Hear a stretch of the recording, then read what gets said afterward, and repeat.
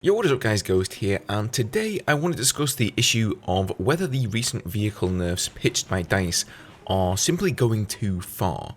So if you guys aren't aware, they recently put out a blog post, and in that blog post they mainly talked about maps, but they also mentioned that they were going to be reducing the amount of vehicles, specifically attack vehicles, both for the ground and the air, from 3 down to 2, and then they also mentioned that they were going to move the Nightbird, like the scout helicopter, they were going to move that from the transport vehicles category into the attack vehicles, and the same for the Bolt, that was going to be moved from the light vehicles category into the ground attack vehicles. Now, I'm all for nerfing the vehicles somewhat. I know there's nothing more annoying when you're playing infantry than having a Nightbird with those completely overpowered rocket pods just come past and strafe the crap out of you. I totally get that, but honestly I think these nerfs are just going too far. Now, I'm going to get into explaining why, but before I do, I know I'm going to get a bunch of people in the comments just saying, "Oh Ghost, you're just like a vehicle scrub and you want whatever's best for you so you can get tons of kills." Like, I've been making Battlefield videos for 10 years. I've always been a vehicle player, and I play both vehicles and infantry, okay? So I kind of like to think I know what I'm talking about, but I always get so many people in the comments, and I can see them already, butthurt infantry players who never even picked up a vehicle in their life, calling out for more and more nerfs on the vehicles because they simply don't like to die to them. And to you, I say, if you don't like vehicles, then don't bother playing Battlefield, okay? It's as simple as that. Vehicles have always been and will always be a part of Battlefield, and that gameplay and the infantry gameplay need to find a way to coexist in balance. So just wanted to put that out there. I know in the videos lots of people only see my Nightbird gameplay, but if you head over to my stream and watch me play, you'll actually see I play more infantry than vehicle most of the time because I can't bloody get my hands on one, and it just so happens that the little bit of interesting gameplay I upload is like a Nightbird streak or something. So in my opinion, reducing the overall number of vehicles on the map is going to have massive implications. So first of all, having the Nightbird in the same pool as the jet and attack helicopter, it's just going to mean there will only be Nightbirds in the sky. Right now, using the jet or the attack heli in comparison to a Nightbird is just a joke. The Nightbird is far more agile, far more able to get out of range and line of sight heat seekers and, you know, other lock-on weaponry. It definitely has the biggest potential to put you on a massive kill streak, which is, let's face it, what most people are looking for when they step into a vehicle, as that does equal less tickets for the enemy team. It's going to help with capping sectors as well. You know, the jet, it's just completely lackluster right now. You can't use it against infantry on the ground, and the attack helicopters, they're just two big, lumbering, sort of lummocking, big helicopters that are just completely open to lock-ons or getting strafed by an enemy Nightbird. There is just no way in hell I would pick either of those vehicles over a Nightbird given the chance, which means that attack helicopters and jets are almost going to be obsolete unless it's just somebody using the jet as a taxi. Don't get me wrong, I'm all for moving the Nightbirds from the transport category because they're nothing like a transport vehicle into the attack vehicles category, but then you've also got to make changes to the attack helicopter and the jets, or to the Nightbird, to sort of make the three on par and each shine in certain categories, you know?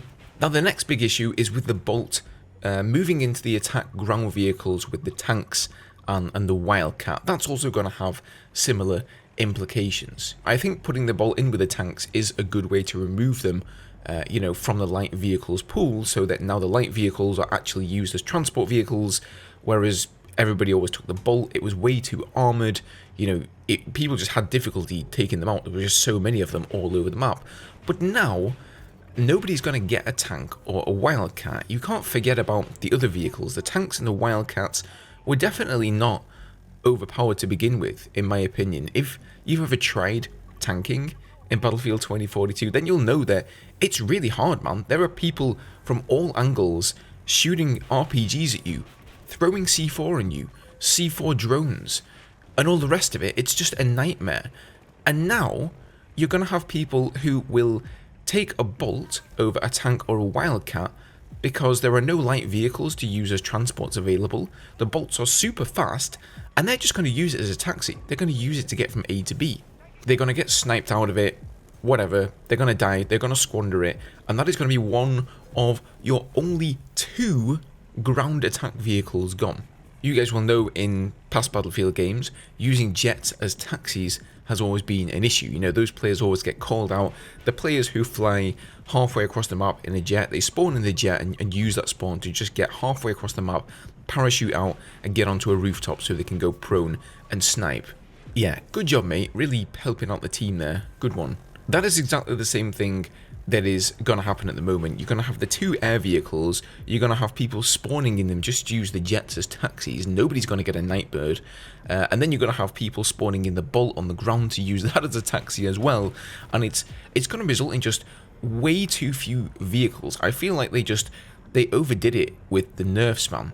This whole thing is just going to make the vehicles too weak. You know, you're still going to have just as many infantry soldiers running around with lock-on launchers, and now they've made even fewer targets to go for. So remember, before you could have 3 jets or attack helicopters and 3 Nightbirds, right? So that's 6 targets in total flying around in the sky, kind of sharing out the lock-on love between all of them. By moving the Nightbird to the attack vehicle category and also lowering that category from 3 vehicles to 2, that means now that all of a sudden, instead of 6 targets to go for, you've only got 2. So they've actually reduced the number of vehicles by 2/3.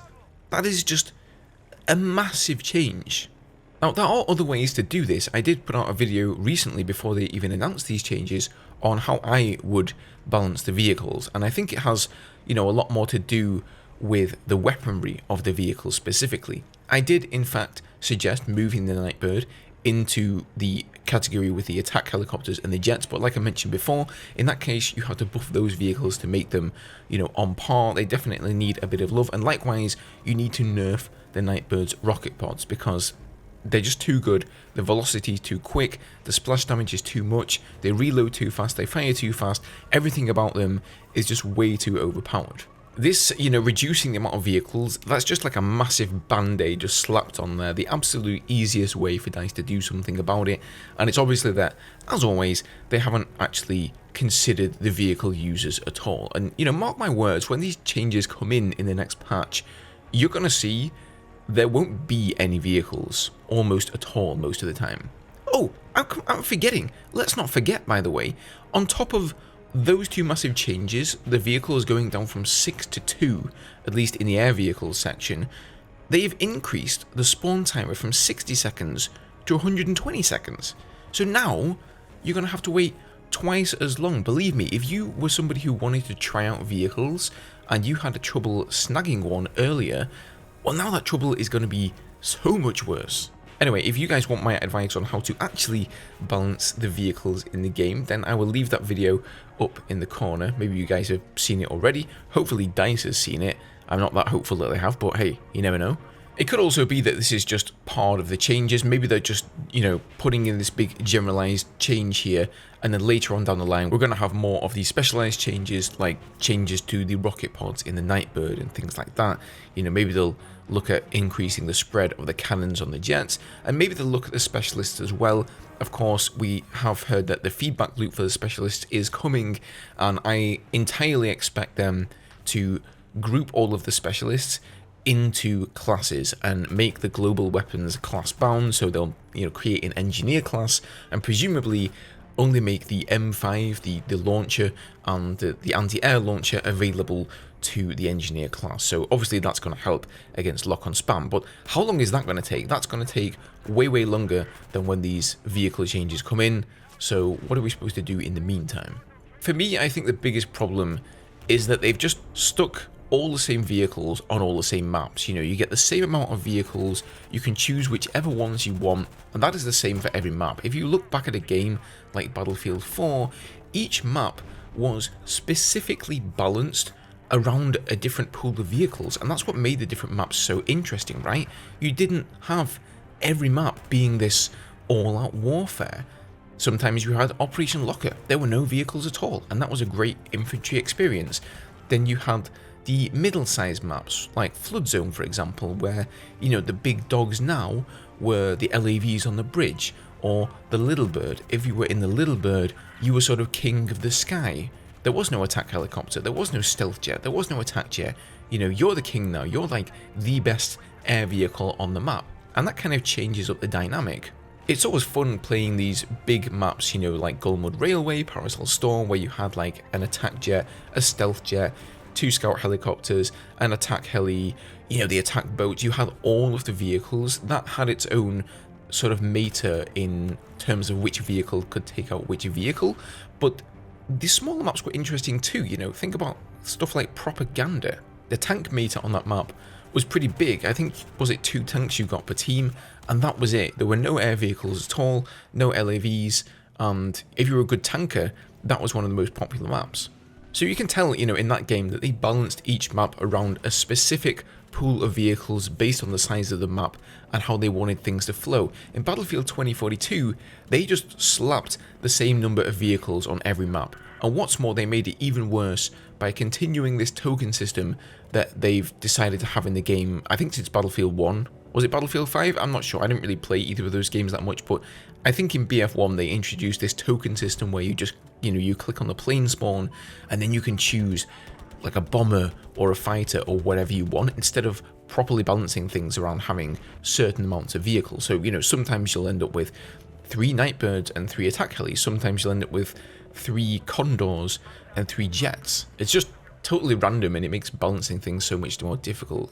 Anyway, I just wanted to put this out there. It might have been a bit of a rambly video, but as much as, you know, I do think that the vehicles need some changes, and as much as I think I'm going to get some hateful comments down below, honestly, DICE has just gone too far, and it looks like these changes have just been a super easy fix, just, like I said, a band-aid slapped over the entire game. And if this doesn't result in no vehicles being available on the map, I will be very, very surprised. Anyway, as always guys, let me know your thoughts down below. Thank you for watching, subscribe for more Battlefield, and I'll see you guys in the next one.